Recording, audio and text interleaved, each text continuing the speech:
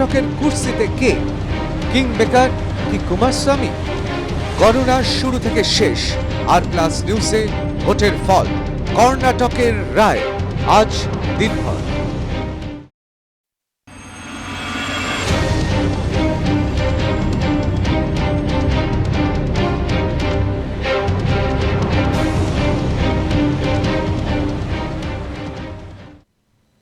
আমি ঋতব্রত ভট্টাচার্য, আপনাদের সবাইকে স্বাগত কর্ণাটকের রায়তে। আজকে এই মুহূর্তে গোটা দেশ তাকিয়ে আছে কর্ণাটকের দিকে, আর সেই নিয়ে আমাদের রাজনৈতিক বিশ্লেষণ, রাজনৈতিক আলোচনা। আমার সঙ্গে স্টুডিওতে রয়েছেন মনদীপ মিশ্র। মনদীপ মিশ্র রাজনৈতিক কৌশলী, রাজনৈতিক বিশ্লেষক এবং অবশ্যই ভোট কৌশলী হিসেবে তিনি বিশেষজ্ঞ রাজনৈতিক পরবর্তী বিভিন্ন পদ্ধতির বিষয়। আমাদের সঙ্গে রয়েছেন তরুণ ভারতীয় জনতা পার্টির নেতা এবং বিজেপির মুখপাত্র জয় মল্লিক। আপনাদের স্বাগত আর প্লাস নিউজের স্টুডিওতে। আমি প্রথমেই চলে যাব মনদীপ মিশ্রর কাছে। মনদীপদা, এই মুহূর্তে যা ফলাফল বা প্রবণতা, অবশ্যই প্রতি মুহূর্তে পরিবর্তন হচ্ছে, প্রতি মুহূর্তে খবর পাচ্ছি সেখানে কংগ্রেস প্রায় 122টি আসনে এগিয়ে রয়েছে, ভারতীয় জনতা পার্টি 40, জেডিএস 40 এবং অন্যান্য 22। তবে এক্ষেত্রে বলা উচিত যে এখনই চূড়ান্ত ফলাফল নয়, কারণ এমন অনেক আসন রয়েছে যেখানে খুব কম ব্যবধানে কংগ্রেস এগিয়ে রয়েছে। আমি মনদীপদার কাছে চলে যাব। মনদীপদা, মর্নিং শোজ দ্য ডে, সত্যি কি সকালবেলা থেকে বা এখনও সকাল হিসেবে যদি ধরি, সেক্ষেত্রে কি আমরা সুস্পষ্ট একটা ইঙ্গিত পাচ্ছি যে কর্ণাটকায় আসনের ক্ষেত্রে কে এগিয়ে আছে, কে পিছিয়ে আছে? আপনি কি বলবেন একজন ভোট নির্বাচন কৌশলী হিসেবে? না, এটা যেটা দেখা যাচ্ছে সেটা Congress is heading for an absolute majority. আর আমি আশা করি যে এখানে একটা ক্লিয়ার মেজরিটি হবে। আর এটা আবার যাকে বলা হয় resurgence of Congress in Karnataka. আর বিজেপির জন্য একটা দুঃখের ব্যাপার, কেন কি ওদের সাউথ ইন্ডিয়া একটা বেসন ছিল, সেটাও চলে যাবে। অবশ্যই আমি আপনার কাছে আসছি। আমি একবার জয় মল্লিকের কাছে চলে যাচ্ছি। জয়, আমার মনে হয় সকালবেলা থেকে বেশ অস্বস্তিতে, মন খারাপ নিশ্চয়ই, কারণ সত্যি যে কথা মনদীপ মিশ্র বলছিলেন, দাক্ষিণাত্যে কোথাও একটা আমরা সুস্পষ্ট একটা গেরুয়া রং দেখতে পেতাম, সেইটা বোধহয় আর দেখা যাবে না। ক্রমশ গেরুয়া অন্যান্য রাজ্যের মতো, দাক্ষিণাত্যের অন্যান্য রাজ্যের মতো গেরুয়া আবার ফিকে হয়ে গেল। কি বলবেন? মনদীপ বাবু যেটা বললেন সেটা অবভিয়াসলি ঠিকই একদিক থেকে, কিন্তু আরেক দিক থেকে আপনি যদি দেখেন যে আগের 2018-র যে নির্বাচন হয়েছিল এবং এখনও আমরা একটা ট্রেন্ড দেখতে পাচ্ছি যে ভোটের পার্সেন্টেজের সঙ্গে ভোটের যে সিট শেয়ারিং, এটার কিন্তু একটা খুব সূক্ষ্ম খেলা আছে এবং সূক্ষ্ম ক্যালকুলেশন আছে। আমি যদি আপনাকে বলি 2018-এ 104টি সিট জিতেছিল বিজেপি এবং সেই ক্ষেত্রে 36.22% ভোট শেয়ার ছিল। অন্যদিকে যদি দেখেন 80টা সিট কংগ্রেসের ছিল, কিন্তু তার ভোট পার্সেন্টেজ ছিল 38.14%। এবারে আমি এই নিরিখেই যদি বলি যে ক্যালকুলেশনটা কিন্তু এখনও ওইভাবেই চলতে পারে এবং সবে এখন সকাল 11:30 বাজে। এই জিনিসটা এখন দেখার সময় আছে, এখনও চেঞ্জেস হতে পারে।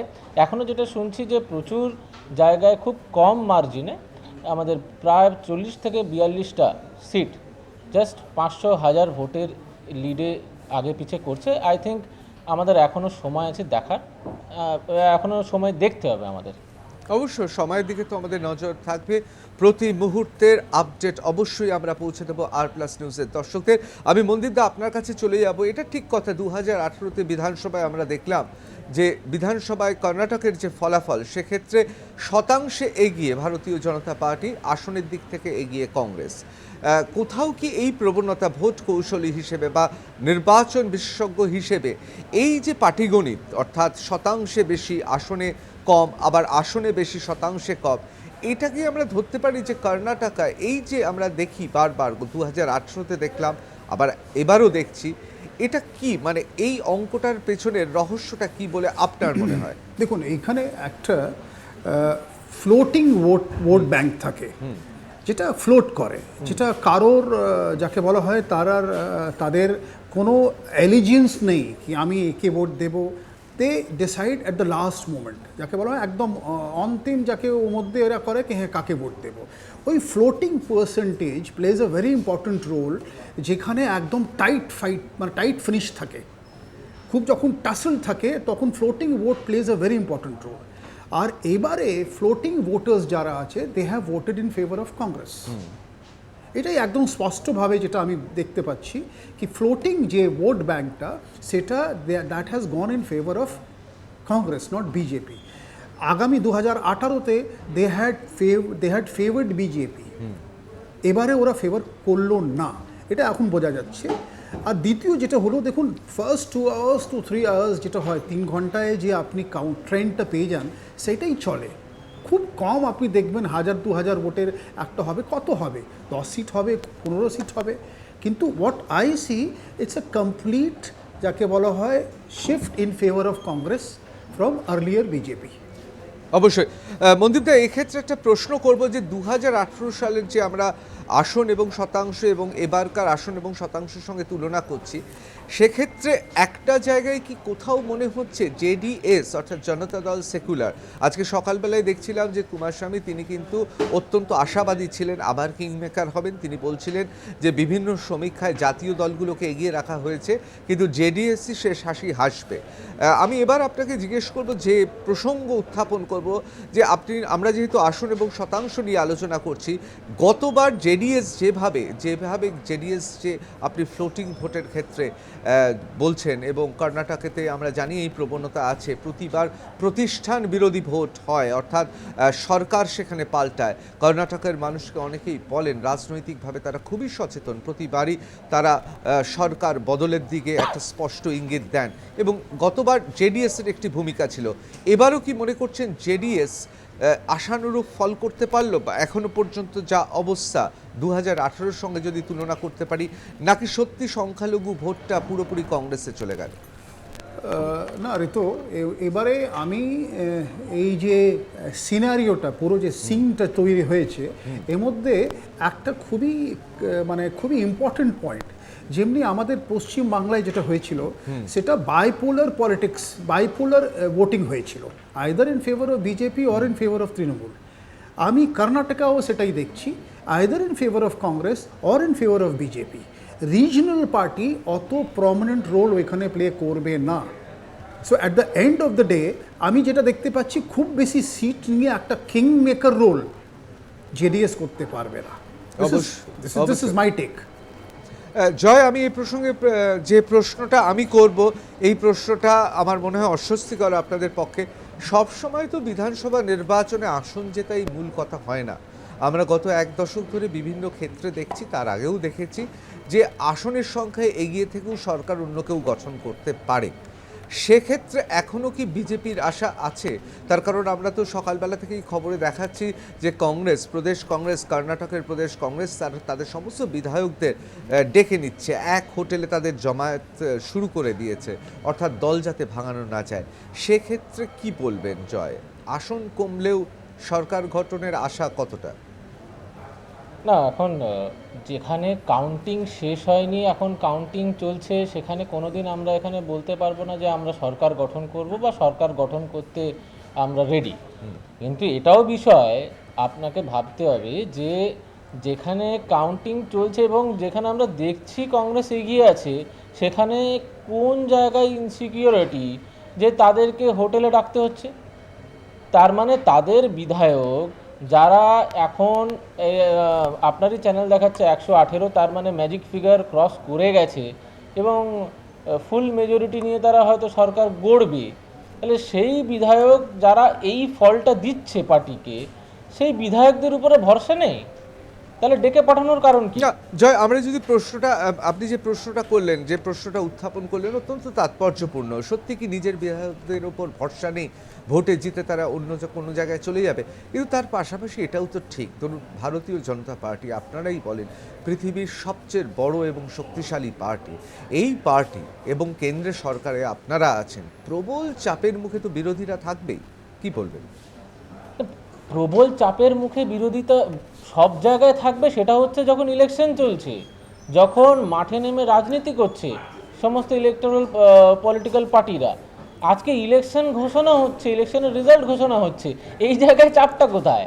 আমি ক্যাম্পেইন কতটা করতে পারলাম, আমি সারা বছর মানুষের কাছে কতটা যেতে পারলাম, আমি আমার কেন্দ্রের যে সুবিধাগুলো আছে সেই সুবিধাগুলো কতটা আমি মানুষকে দিতে পারলাম, বা যে স্টেট গভর্নমেন্ট আছে সে তার স্টেট গভর্নমেন্টের থ্রু দিয়ে কতটা মানুষের কাছে নিয়ে যেতে পারলো তাদের প্রকল্প, সেই জিনিসটা একটা কম্পিটিশন হতে পারে, সেইখানে একটা রেষারেষি হতে পারে। আজকে রেষারেষি কিসের? অবশ্যই জয়, আমি আপনার কাছে আসছি। আমি একবার নির্বাচন কৌশলী এবং নির্বাচনে যিনি অত্যন্ত বিশেষজ্ঞ, যে কিভাবে নির্বাচন পরবর্তী ক্ষেত্রেও বিভিন্ন জায়গায় সরকার গঠন হয়, আমি সেই মনদীপ মিশ্রকে জিজ্ঞেস করবো। মনদীপদা, আপনার কি মনে হচ্ছে যে কংগ্রেস সকালবেলা থেকেই, অর্থাৎ পূর্বাভাস যখন পেয়ে গেছে, যখন ইঙ্গিত স্পষ্ট, প্রবণতা যখন বোঝা যাচ্ছে, পড়া যাচ্ছে, তখনই বিভিন্ন এলাকায় বিধায়কদের যারা জিততে চলেছেন বা জিতছেন, এগিয়ে রয়েছেন, তাদের ডেকে নেওয়া হচ্ছে, এক হোটেলে থাকার জন্য ব্যবস্থা করা হচ্ছে।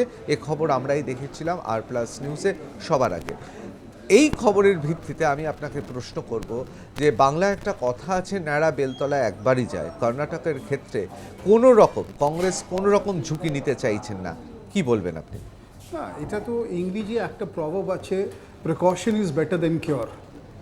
আপনি যে দেখুন যেভাবে এমপিতে মধ্যপ্রদেশে যেটা হয়েছিল, ব্যাকডোর এন্ট্রি যাকে বলা হয় পলিটিক্যাল ফিল্ডে, Karnataka is a very important election. এটা ডিসাইড করবে কি আগামী সময়ে যে 4টে স্টেটে আবার ইলেকশন হতে চলেছে, লোকসভা কি হবে, একটা ট্রেন্ড এখান থেকে তৈরি হচ্ছে। দ্বিতীয় যেটা আছে, সাউথ ইন্ডিয়া যে বেসটা ওটা ইরোড হয়ে গেল, ওটা হাত থেকে বেরিয়ে গেল। সেই জন্যে এই ইলেকশনটা খুবই গুরুত্বপূর্ণ। এখানে এভরিথিং ইজ পসিবল। আর কংগ্রেস যদি এই স্টেপটা নিচ্ছে, এটা that is very much legitimate step. Precaution is better then cure. আমি এই প্রসঙ্গে জয়ের কাছে চলে যাব।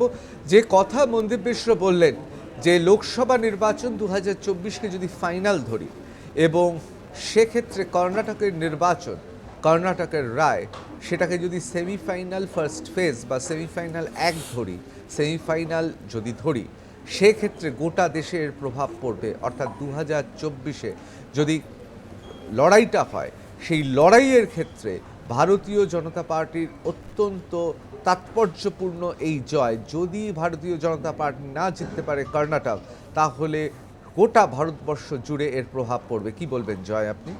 মনে হয় না, এটা কোনোভাবেই মনে হয় না। তার কারণ হ্যাঁ, যেটা মনদীপবাবু বলছিলেন যে সাউথের একটা সিট চলে যাচ্ছে এবং এটাই একটা স্ট্রংহোল্ড ছিল, সেই জায়গা থেকে আমি বলবো আমাদের পার্সপেক্টিভ হচ্ছে শুধুমাত্র সাউথের ওই একটা সিট বা একটা স্টেট বলে নয়, আমাদের প্রত্যেকটা স্টেটই আমরা সেরকমভাবেই ইম্পর্টেন্স দিয়ে কাজ করতে চাই, যাতে সেই জায়গাটা আমরা পজিটিভ রেজাল্ট আনতে পারি।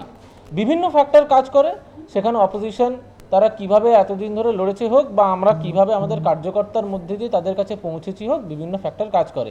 কিন্তু যে বিষয়টা আসছে যে এই ইলেকশনটা কতটা আগামী 2024-এর লোকসভা নির্বাচনকে এফেক্ট করবে, সেইভাবে যদি বলি, আজকে এর আগেও আমরা হিমাচল দেখেছি, হিমাচলে আমরা খারাপ ফল করেছি, আবার তারপরে ভালো ফল করেছি, রাজস্থানেও হয়েছে। এখন ঘটনা হচ্ছে সেই নিরিখে যদি দেখা যায়, পশ্চিমবঙ্গে আমি যদি ফিরে আসি, 2016 সালে আমরা কতগুলো বিধায়ক পেয়েছিলাম, এবারে সেই নিরিখে যদি বলে আমরা তো মাত্র 3টে পেয়েছিলাম, তারপরে আমরা 2019-এ লোকসভায় আমরা 16টা এমপি পেলাম কি করে? তো এই জিনিসটা আমি বলি, state politics and national politics, এই দুটো ইলেকশন কিন্তু একটু অন্য ধারায় হয় বলে আমার ধারণা। এবং যেটা আমরা দেখে এসেছি 2016 নির্বাচনের সঙ্গে 2019-এর নির্বাচন যদি পশ্চিমবঙ্গের আমরা রিলেট করতে থাকি বা করি, তাহলে কিন্তু পিকচারটা ক্লিয়ার হয়ে যাবে যে সময়ের সঙ্গে এবং লোকাল পলিটিক্সের সঙ্গে ন্যাশনাল পলিটিক্স অনেকটাই ফারাক থাকে, এবং আমার মনে হয় না সেইভাবে কোনো ফারাক পড়বে। অবশ্যই জয়, অবশ্যই এটা ঠিক কথা যে একটি অঙ্গরাজ্য বা একটি রাজ্যের বিধানসভা নির্বাচনে কি ফলাফল হলো, সেক্ষেত্রে গোটা ভারতবর্ষ, যেখানে বিভিন্ন আর্থসামাজিক কাঠামো রয়েছে, বিভিন্ন ভাষা সংস্কৃতি রয়েছে, বৈচিত্র্যের মধ্যে ঐক্য রয়েছে, কিন্তু বৈচিত্র্যটা আমরা অস্বীকার করতে পারি না। সেক্ষেত্রে দাঁড়িয়ে একটি রাজ্যে, সেই রাজ্যের বিধানসভার ফলাফল যে দিক নির্দেশক বা কম্পাস হয়ে উঠবে গোটা দেশের, এটা একেবারেই বলছি না। কিন্তু 2-3টি খুব গুরুত্বপূর্ণ বিষয় আছে। আমরা জানি রাহুল গান্ধী, তিনি গোটা দেশ জুড়ে তিনি যেভাবে প্রচার করেছেন, তার পাশাপাশি আমরা জানি তার সাংসদ পদ খারিজ হয়ে যাওয়া থেকে তাকে বাংলো থেকে যেভাবে উৎখাত করা হলো, এবং সর্বোপরি বিরোধী রাজনীতির ক্ষেত্রে অর্থাৎ বিজেপি বিরোধী রাজনৈতিক দলগুলির ক্ষেত্রে কংগ্রেস যদি সরকার গঠন করে তাহলে বিজেপি দলগুলোর নেতা হিসেবে প্রশ্নহীন, প্রশ্নাতীত এবং সন্দেহাতীতভাবে তাদের ভূমিকা আরও উজ্জ্বল হবে। কি বলবেন মনদীপ মিশ্র? মনদীপ, আপনাকে আমার প্রশ্ন, যে কথা জয় বলছিল যে একটি অঙ্গরাজ্যের ফলাফল গোটা দেশের সার্বিক চিত্র নয়, এটা মানছি, কিন্তু 2024-এ কর্ণাটকায় সরকার গঠন করলে কংগ্রেস, কোথাও তো তার প্রভাব জাতীয় রাজনীতিতে পড়বে এবং কংগ্রেস কিছুটা হলেও সুবিধাজনক জায়গায় পৌঁছে যাবে। কি বলবেন? ঋতু, এইখানে 4টে মেন পয়েন্ট আছে। প্রথম পয়েন্ট কি, আমাদের 500+ লোকসভা সিট মধ্যে 50% লোকসভা সিট আমাদের সাদার্ন স্টেটস থেকে আসে, দক্ষিণ স্টেট। দক্ষিণ ইন্ডিয়াতে আমাদের যে একটা বেস ছিল বিজেপির, সেটা এখন ওইখান থেকে শেষ হতে চলেছে, এক। দ্বিতীয়, কোথায় না কোথায় সাউথ ইন্ডিয়া নর্থ ইন্ডিয়া একটা ডিভাইড হয়ে গেছে। থার্ড, রাহুল গান্ধীর যে ভারত জোড়ো যাত্রা, তার একটা ফল আমরা দেখতে পাচ্ছি। I would say this is Rahul গান্ধীর এই যাত্রার একটা খুবই সিগনিফিক্যান্ট একটা রেজাল্ট আমরা পেয়েছি এইখানে। আর চতুর্থ যেটা আছে কি, এইখানে আমরা যদি বলি কি না this is not a quarter final, I would say this is a quarter final. কেন কি, এর পরে যে আমাদের কত স্টেট ইলেকশনে যাবে নভেম্বর মাসে, তারা ডিসাইড করবে কি লোকসভা ট্রেন্ড কি হবে। South India has more or less rejected BJP politics, এটা এখন দেখা যাচ্ছে। তামিলনাড়ুতে নেই, আন্ধ্রাতে নেই, কর্ণাটকায় নেই, কেরালায় নেই, এইখানে আপনি দেখুন উড়িষ্যায় নেই, পশ্চিমবাংলায় নেই, বিহারে নেই। তো আপনি দেখবেন এই হোলিস্টিক যে সিনটা আছে সেটা খুব ভালো নেই বিজেপির জন্য। হ্যাঁ, এখন যদি আপনি বলেন কি ভোটার তাদের ইডিওলজি আলাদা, ফর লোকসভা ওরা আলাদাভাবে ভোট করে, ওটা দেখুন পলিটিক্সে এটা মানা হয় না। আমি যেটা দেখতে পাচ্ছি, this might be the starting of the downhill for BJP politics. অবশ্যই মনদীপ দা, এক্ষেত্রে আমার প্রশ্ন তাহলে কি বলবো, যেহেতু দাক্ষিণাত্য হাতছাড়া এবং তার পাশাপাশি আমরা জানি যে সেক্ষেত্রে পশ্চিমবঙ্গ, বিহার, উড়িষ্যা, কোথাও আমরা বলতে পারি না যে গেরুয়া শিবির এখানে ততটা শক্তিশালী যতটা গো বলয়ের বিভিন্ন জায়গায় শক্তিশালী। তাহলে কি কোথাও ভারতীয় জনতা পার্টির আগে লোকসভা নির্বাচন 2024-এর আগে গো বলয়ের বাইরে নিজেদের প্রভাবটা বিস্তার করতে হবে এবং নিজেদের শক্তিশালী করতে হবে? তা না হলে গোটা ভারতবর্ষের জাতীয় রাজনীতির পরিপ্রেক্ষিতে গো বলয়ের শক্তিশালী পার্টি হিসেবেই থাকতে হবে। না, দেখুন, আপনি যদি 2004-এর এক্সাম্পলটা দেখেন, তখন আমাদের Atalji was the most popular leader in Asia. ওদের বিজেপির একটা খুবই অ্যাম্বিশিয়াস একটা প্রোগ্রাম ছিল, ইন্ডিয়া ইজ শাইনিং। তারপরেও 2004-এ বিজেপি হেরে গেল। তার মানে কি, popularity does not mean that you will win the elections, এটা আমি মানি। অবশ্যই। আমি মনদীপ দা আপনার কাছে আসছি, আমি একবার জয়ের কাছে চলে যাব। জয়, জনপ্রিয়তার নিরিখেই শুধুমাত্র কিন্তু নির্বাচন হয় না, জনপ্রিয় হলেই তিনি যে আবার প্রধানমন্ত্রীর আসনে বসবেন তা হয় না। মনদীপদা বিশ্লেষণ করে 2004-এর অত্যন্ত তাৎপর্যপূর্ণ ভোটের যে ফলাফল ছিল সেই ফলাফল বিচার করে অকাট্য যুক্তি দিয়েছেন। তাহলে কি আমরা ধরে নেব যে নরেন্দ্র মোদী ভারতবর্ষের প্রধানমন্ত্রী, অত্যন্ত জনপ্রিয়, গোটা পৃথিবী তাকে চেনে, তাহলে শুধুমাত্র নরেন্দ্র মোদী নির্ভরহী ভারতীয় জনতা পার্টি খুব মসৃণভাবে 2024-এ হাসতে হাসতে জয় করবে এমনটা নয়? অন্তত কর্ণাটকার নির্বাচনের ফলাফলের প্রবণতা যদি এখন দেখি, সেক্ষেত্রে আমাদের এই কথাটা ভাবতে হবে। কি বলবেন?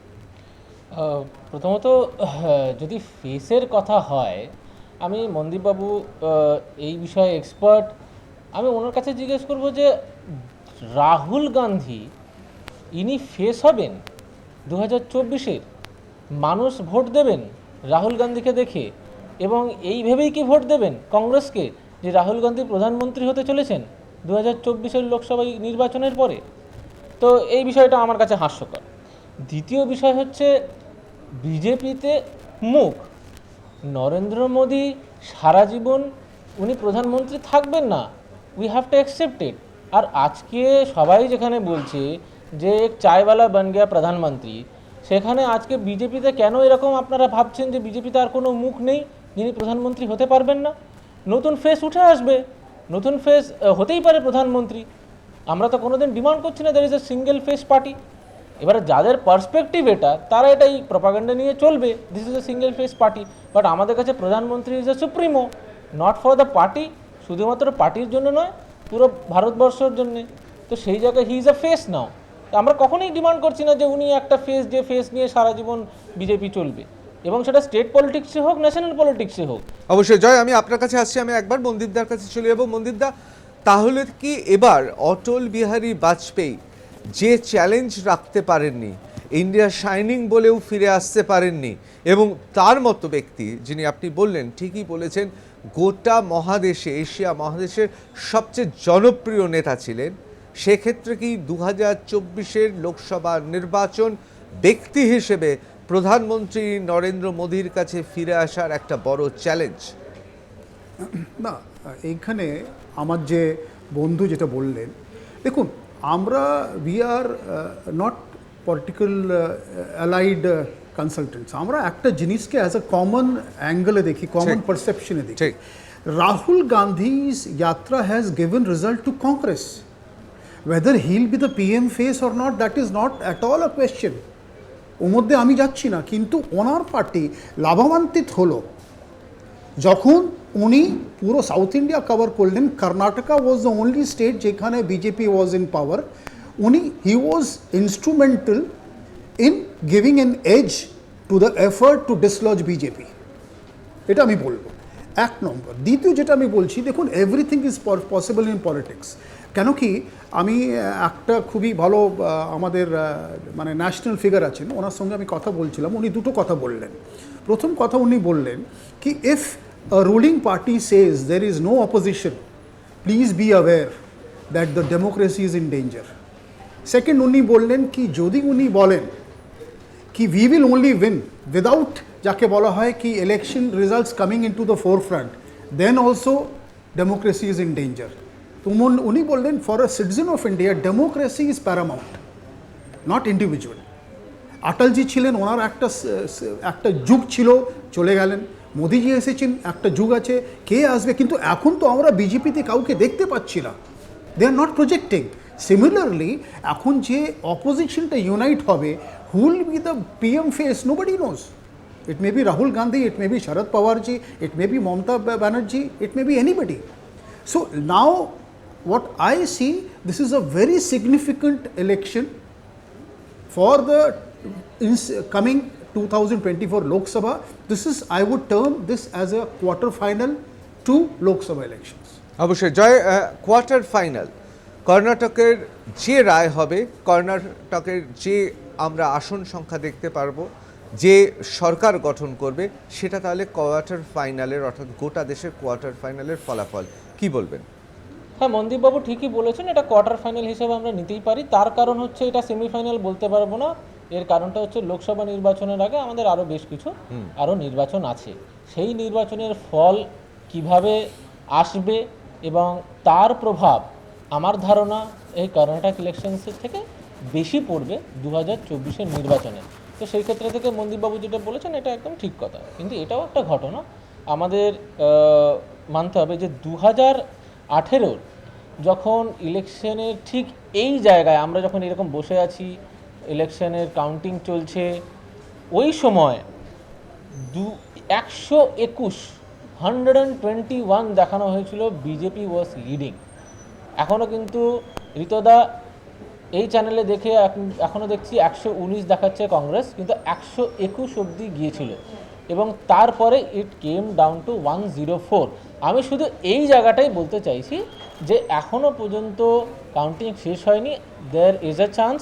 সো এখনও পর্যন্ত সামারাইজ করা বা এই মুহূর্তে ফাইনাল ডিসিশন দেওয়ার জায়গা আসেনি। লেটস সি দিনের শেষে কি হয়, বাট অবভিয়াসলি এটা একটা stronghold for the party.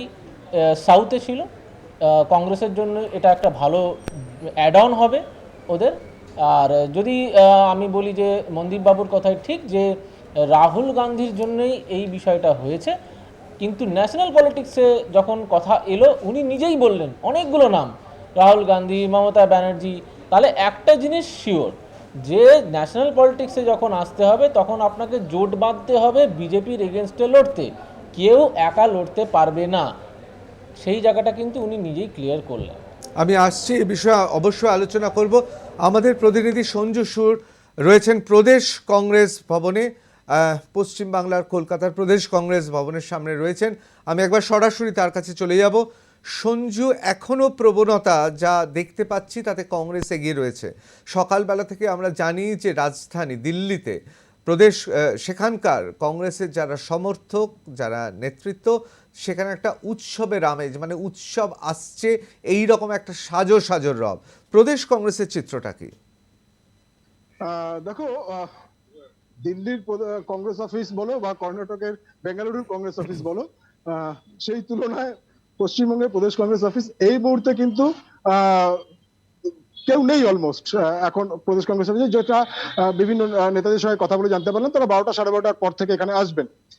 তবে কর্ণাটকের যে ভোটের ফলাফল সেটা কংগ্রেসের দিকে এইভাবে যে আসবে সেটা কিছুটা একটা অ্যাজাম্পশন চলছিল, বিশেষ করে যখন এক্সিট পোলের হ্যাঁ, তার ফলে কিন্তু ভেবেছিলাম যে সকাল থেকে হয়তো প্রদেশ কংগ্রেস অফিসে ভিড়টা থাকবে, কিন্তু সেটা নাই। তবে বিভিন্ন নেতারা তারা বলছেন যে 12টা 12:30 পর থেকে তারা আসবেন এবং মিছিল হতে পারে, এখানে মিষ্টি বিলি করা হতে পারে।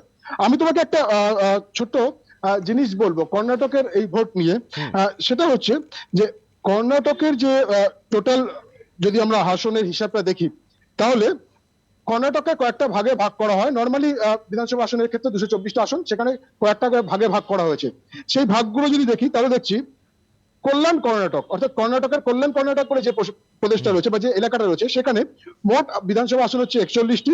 তার মধ্যে কংগ্রেস 19টি আসন এগিয়ে রয়েছে, বিজেপি 15টি, জেডিএস 4টি। দক্ষিণ কর্ণাটকে যেখানে মোট 57টি বিধানসভা আসন, সেখানে কংগ্রেস এগিয়ে রয়েছে 24টি আসনে, বিজেপি 12টি আসনে এবং জেডিএস 19টি আসনে। কির্তুর কর্ণাটক, এখানে মোট 56টি আসন, সেখানে কংগ্রেস এগিয়ে রয়েছে 32টি আসনে, বিজেপি 23টি এবং জেডিএস 1টি। মধ্য কর্ণাটকে 25টি আসন, সেখানে কংগ্রেস এগিয়ে আছে 15টি আসনে, বিজেপি 8টা এবং জেডিএস 2টো। তবে বিজেপি কিন্তু ভালো ফল করেছে শহর অঞ্চল কেন্দ্রিক, অর্থাৎ শহর কেন্দ্রিক যেসব বিধানসভা কেন্দ্রগুলো আছে সেখানে বিজেপি ভালো ফল করেছে। সেই হিসেবে দেখা যাচ্ছে মোট 90টি আসন আছে কর্ণাটকে, যেখানে মূলত শহর কেন্দ্রিক। সেখানে কংগ্রেস 36টি, বিজেপি 46টি এবং জেডিএস 7টি আসনে। উল্টো দিকে যখন শহরাঞ্চলে বিজেপি কিছুটা ভালো ফল করেছে, উল্টো দিকে গ্রামীণ কর্ণাটক, যেখানে প্রায় 134টি বিধানসভা কেন্দ্র আছে, এখানে কিন্তু কংগ্রেস অনেকটা মেরে বেরিয়ে গেছে। 134টি আসনের মধ্যে গ্রামীণ কর্ণাটকে কংগ্রেস 71টি আসনে এগিয়ে, বিজেপি 39টি আসনে এগিয়ে, জেডিএস সেখানে 20টি আসনে। আরো একটা বিষয় আছে, কর্ণাটকটাকে যেভাবে যখন এইভাবে ভাগ করা হচ্ছে, উত্তর কর্ণাটক, দক্ষিণ কর্ণাটক বা মধ্য কর্ণাটক হিসাবে আরো কিছু ভাগ আছে, সেখানে মহীশূর কর্ণাটক ধরা হয়, বেঙ্গালুরু কর্ণাটক ধরা হয়, অবশ্যই। এবং তার সঙ্গে সঙ্গে মহারাষ্ট্র কর্ণাটক ধরা হয়। উপকূলবর্তী অঞ্চলটাও আমরা সকালবেলা থেকে দেখছিলাম যে কংগ্রেস এগিয়ে আছে উপকূলের দিকে। একদমই, সে উপকূলের দিকে কংগ্রেস বেশ কিছুটা এগিয়ে ছিল, কিন্তু এই মুহূর্তে উপকূল কর্ণাটকে কংগ্রেস কিছুটা পিছিয়ে পড়ছে, সেখানে বিজেপি গেইন করছে। আবার মহারাষ্ট্র কর্ণাটক, যেটা মূলত মহারাষ্ট্র সীমাবর্তী এলাকা কর্ণাটকের, সেখানে মোট 50টি আসন, সেখানে কিন্তু কংগ্রেস 30টিরও বেশি আসন এগিয়ে রয়েছে। অর্থাৎ মহারাষ্ট্র কর্ণাটক, যার এফেক্ট কিন্তু তুমি জানো যে মহারাষ্ট্র বিকাশ আঘাড়িকে সরিয়ে দিয়ে সেখানে একনাথ সিং ডেকে নিয়ে বিজেপি সরকার দখল করেছে, ফলে তার কোনো এফেক্ট এই মহারাষ্ট্র কর্ণাটক এলাকার 50টি আসনের মধ্যে পড়েছে বলেই মনে হচ্ছে। যেখানে কংগ্রেস কিন্তু 30টি আসনে গিয়ে, বিজেপি 17টি এবং জেডিএস 3টি আসনে গিয়ে। মহীশূর কর্ণাটক বা পুরনো মহীশূর যাকে বলা হয়, সেখানে 64টি আসন, এখানেও কংগ্রেস অনেকটা এগিয়ে আছে। 37টি আসনে কংগ্রেস এগিয়ে, বিজেপি খুব খারাপ ফল করে মাত্র 5টি আসনে এগিয়ে রয়েছে, মাফ করবে, জেডিএস সেখানে 20টি আসনে এগিয়ে রয়েছে। বেঙ্গালুরুর কথা যেটা বলছিলাম, এই বেঙ্গালুরু শহরাঞ্চলে মোট 28টি আসন আছে, যেখানে কংগ্রেস মাত্র 10টি আসনে গিয়ে, বিজেপি 17টি আসনে গিয়ে এবং জেডিএস 1টি আসনে গিয়ে। এবার আসি যে কর্ণাটকে কিন্তু জাতপাতের ভিত্তিতে ভোট অনেক বেশি হয়। যদি লিঙ্গায়েতদের ভোট দেখা যায়, তাহলে লিঙ্গায়েত ডিসাইসিভ ফ্যাক্টর হয় এরকম কর্ণাটকে 70টি আসন আছে। যে 70টি আসনের মধ্যে কংগ্রেস এগিয়ে রয়েছে 44টি আসনে। এই 44টি আসনে কংগ্রেস কিন্তু এবার এগিয়েছে, এর আগে কিন্তু কংগ্রেস এতটা বেশি আসন কংগ্রেস এখানে পায়নি। এবং বিজেপিও 2003 থেকে শুরু করে 2018 পর্যন্ত এই লিঙ্গায়েত ভোট বেশি আছে এরকম যে সব জায়গাগুলো বা লিঙ্গায়েত ভোট ডিসাইসিভ ফ্যাক্টর হয়, এই জায়গাগুলোতে বিজেপি সর্বাধিক 38টি আসন পেয়েছিল। এবার সেখানে বিজেপি কিন্তু অনেকটা পিছিয়ে আছে। আরেকটি জাতের কথা বলবো, ভোক্কালিগা কমিউনিটি। এই ভোক্কালিগা কমিউনিটিতে 17টি আসনে কংগ্রেস এগিয়ে আছে। জেডিএস কিন্তু এখানে যথেষ্ট ভালো ফলো করছে 15টি আসনে এগিয়ে, বিজেপি মাত্র 7টি আসনে এগিয়ে রয়েছে। ফলে সব মিলিয়ে কিন্তু দেখা যাচ্ছে কংগ্রেস কিন্তু গভর্নেন্সের পক্ষে যে ভোটটা, সেই ভোটটা খুব বেশি এসছে। এবং এখানে তোমার বিএস ইয়েদুরাপ্পার একটা বড় ফ্যাক্টর কাজ করেছে। এবং অবশ্যই বলতে হবে কংগ্রেস নেতা জগদীশ শেট্টার, তার ভোট কিন্তু মানে তার দল কিন্তু লিঙ্গায়েতরা, সেই লিঙ্গায়েত ভোটটা কিন্তু জগদীশ শেট্টার কংগ্রেসের দিকে নিয়ে আসতে পেরেছেন বলেই এখনো পর্যন্ত মত পাওয়া অবশ্যই যাচ্ছে। অবশ্যই সঞ্জু, এক্ষেত্রে জানিয়ে রাখি যে জয়ের ইঙ্গিত স্পষ্ট এবং যজ্ঞ শুরু হয়ে গেছে। এবং কংগ্রেসের সিমলার জাংথুতে হনুমান মন্দিরে পুজো দিলেন কংগ্রেস নেত্রী প্রিয়াঙ্কা গান্ধী, অর্থাৎ প্রিয়াঙ্কা গান্ধী বটরা। আবার অন্যদিকে আমরা দেখছি যে ইতিমধ্যেই টুইট করেছেন, ছবি দিয়ে টুইট করেছেন রাহুল গান্ধী, আমি অজয়, খুব আত্মবিশ্বাসী, হ্যাঁ অপ্রতিরোধ্য। এই কথাটা টুইটে লিখছেন, খুব তাৎপর্যপূর্ণ। আবার অন্যদিকে দেখছি যে কর্ণাটকের মন্দিরে পুজো দিলেন কুমারস্বামী, জেডিএসের আমরা জানি জেডিএস প্রধান, এবং তিনিও আত্মবিশ্বাসী সকালবেলা থেকেই। সঞ্জু, হ্যাঁ দেখো, এখন যেহেতু কংগ্রেস অলমোস্ট, যেটা স্পেকুলেশন ছিল বা এক্সিট পোলের হিসাব ছিল যে কংগ্রেস হয়তো 113 কাছাকাছি পৌঁছাবে, কিন্তু এখন দেখা যাচ্ছে কংগ্রেস 120 পার করে ফেলছে প্রায়, এখন এগিয়ে থাকা নিরিখে। এখানে একটা মোক্ষম প্রশ্ন আসছে, সেটা হচ্ছে মুখ্যমন্ত্রী কি হবেন। কর্ণাটকে কিন্তু এই জিনিসটা বড় বেশি সমস্যার হতে পারে, কারণ একদিকে যখন ডিকে শিবকুমার রয়েছে, আরেকদিকে রয়েছেন প্রাক্তন মুখ্যমন্ত্রী সিদ্ধারামাইয়া। ইতিমধ্যেই সিদ্ধারামাইয়ার সন্তান পুত্র ওয়াই সিদ্ধারামাইয়া তিনি বলেছেন যে তার বাবারই উচিত পরবর্তী মুখ্যমন্ত্রী হওয়া, অর্থাৎ কংগ্রেস যেন তার বাবাকে পরবর্তী মুখ্যমন্ত্রী করে। আবার ডিকে শিবকুমার তিনি বলেছেন যে তিনিও মুখ্যমন্ত্রী দৌড়ে আছেন, তবে অবশ্যই দুজনেরই বক্তব্য যে দিল্লি যেটা ঠিক করবে, হাইকমান্ড যেটা ঠিক করবে সেটাই সবাই মেনে নেবে। তাদের দুজনেরই বক্তব্য এটা যে বিজেপিকে তারা আউটসাইড করবে, অর্থাৎ বিজেপিকে কোনো মতেই ক্ষমতা আসতে দেবে না। যেহেতু 113 অনেকটা উপরে কংগ্রেস গিয়ে শেষ করবে বলে এখনো পর্যন্ত রুঝান বা তোমার এগিয়ে থাকা নিরিখে বলা যেতে পারে, সেক্ষেত্রে কংগ্রেসকে জেডিএস এর উপর নির্ভর করতে হবে না। আর জেডিএস যদি বিজেপির সঙ্গে হাত মেলায় তাহলেও কিন্তু সরকার ফর্ম করতে পারবে না, কারণ 120-র উপরে যদি কংগ্রেস আসন পেয়ে যায়, যদিও সর্বশেষ ফলাফল ঘোষণা করতে এখনো বেশ কিছুটা দেরি আছে, ঘন্টা 2-3 সময় এখনো লাগবে শেষ রেজাল্ট পাওয়া পর্যন্ত। তবে অবশ্যই কংগ্রেস যদি 113-র উপরে পেয়ে যায়, সেক্ষেত্রে জেডিএস যদি বিজেপির দিকেও চলে যায় তাহলেও কিন্তু কিছু করা থাকবে না। তবে হ্যাঁ, অবশ্যই বারবার করে 2018 সালের আগে থেকে এই রাজ্যে আমরা দেখে এসেছি যে ঘোড়া কেনা বেচা, অবশ্যই কতদূর হবে। সঞ্জু, ওই দিকেই তো সবাই তাকিয়ে রয়েছে, যে কারণে কংগ্রেস যখনই প্রবণতা বুঝেছে, জয়ের ইঙ্গিত স্পষ্ট, কংগ্রেস প্রদেশ কংগ্রেসের পক্ষ থেকে সব বিধায়ককে বিভিন্ন অঞ্চল থেকে ডেকে পাঠানো হয়েছে একটি হোটেলে। সঞ্জু, আবার আমরা কথা বলবো, আবার আমরা এই নিয়ে আলোচনা করব।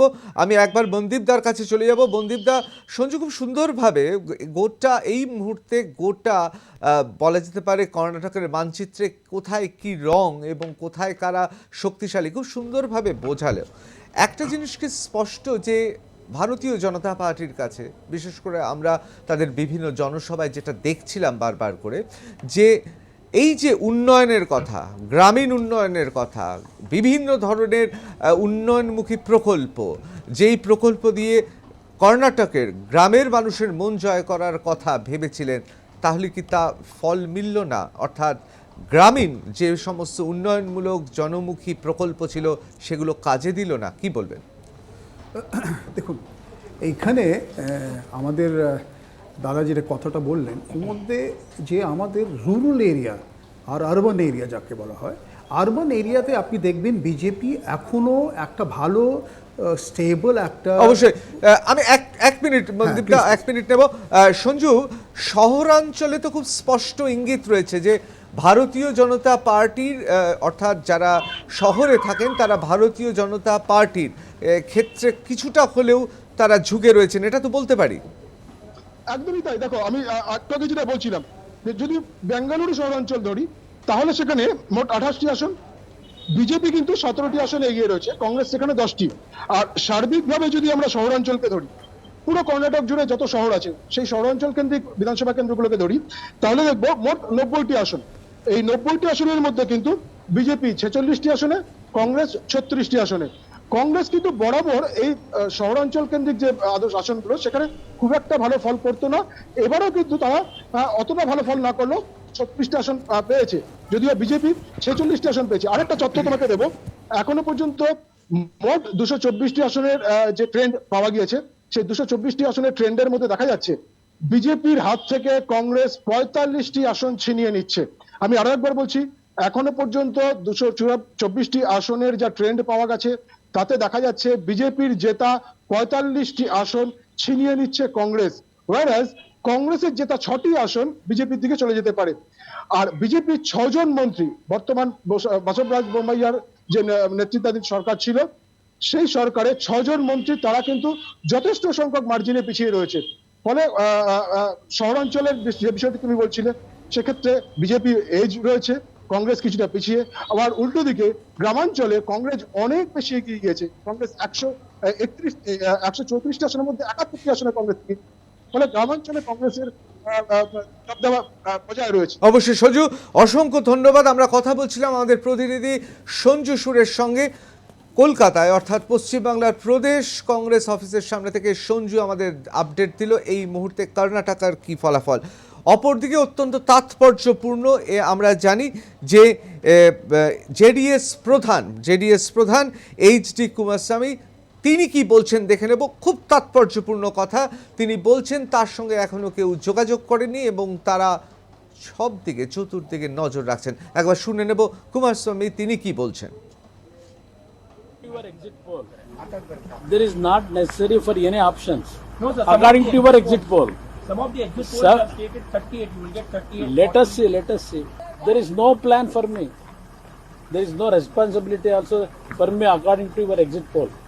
There is no demand for me. How I am a small party.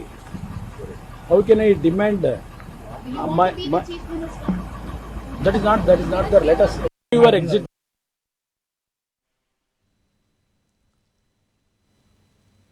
অন্যদিকে আমরা জানি যে ইতিমধ্যেই কংগ্রেস অত্যন্ত আশাবাদী। সকাল থেকে রাহুল গান্ধী টুইট করেছেন, কোথাও পুজো, কোথাও যজ্ঞ শুরু হয়ে গেছে। গোটা দেশের বিভিন্ন জায়গায় কংগ্রেস নেতৃত্ব, কংগ্রেস কর্মীরা চাঙ্গা।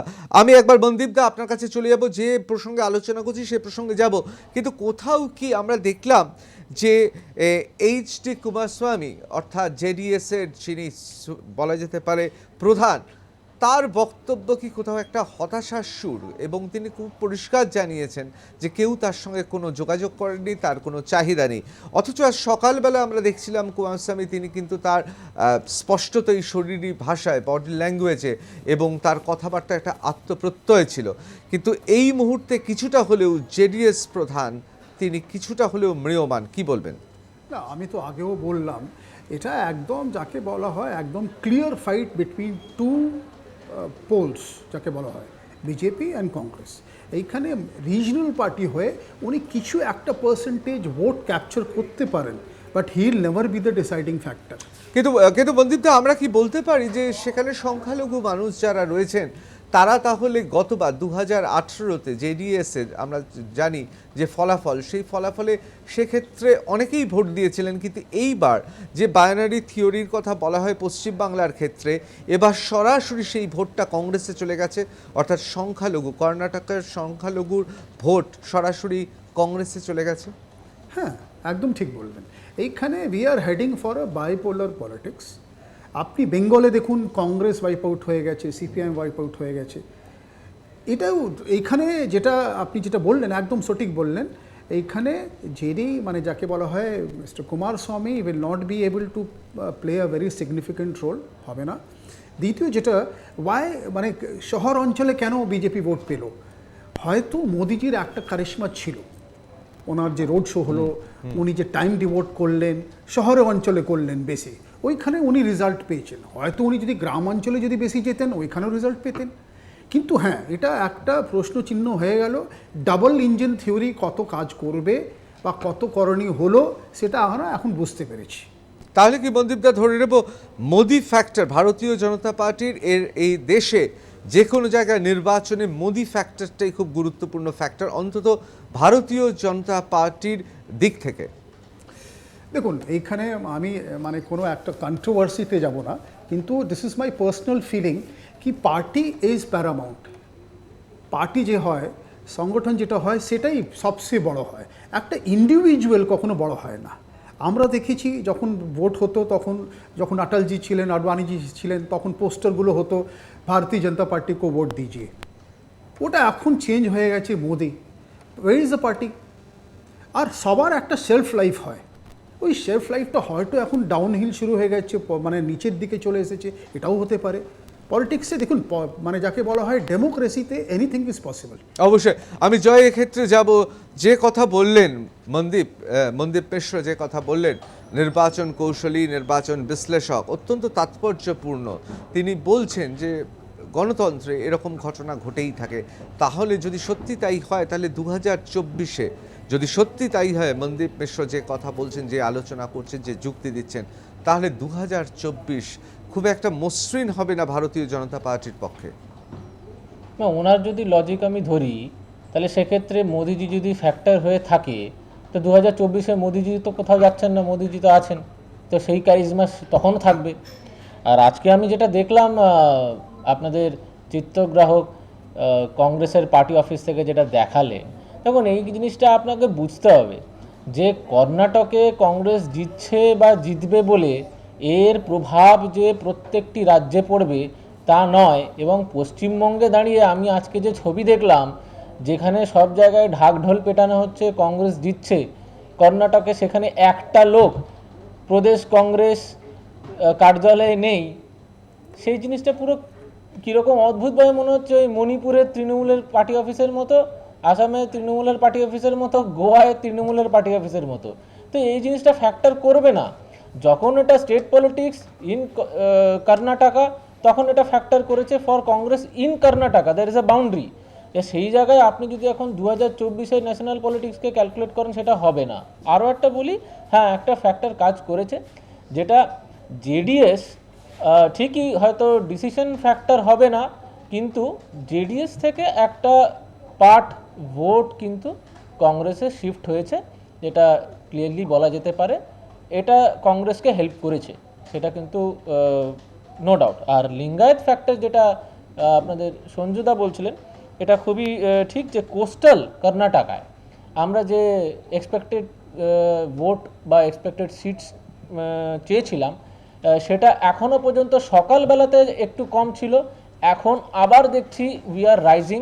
এবং যে জায়গায় বিজেপি সিটগুলো পিছিয়ে ছিল, সেই জায়গায় কিন্তু এখন বিজেপি ইজ লিডিং। এবং এটাও একটা ফ্যাক্টর, আমি আবার বলছি, coastal Karnataka was a stronghold of BJP, আর ওখান থেকে আমরা আশাবাদী। তো এখনও দেখার ব্যাপার আছে যে লাস্ট অবধি কী হয়। অবশ্যই আমরা একটা ছোট্ট বিরতি নিয়ে ফিরে আসবো কর্ণাটকের রায়তে। আমাদের দৃষ্টি রয়েছে সেদিকে, এবং প্রতি মুহূর্তের আপডেট আমরা সরাসরি আমাদের চ্যানেলে তুলে ধরছি। আর প্লাস নিউজ দেখুন সবার আগে, সবার পাশে। একটা ছোট্ট বিরতি নিয়ে ফিরে আসছি।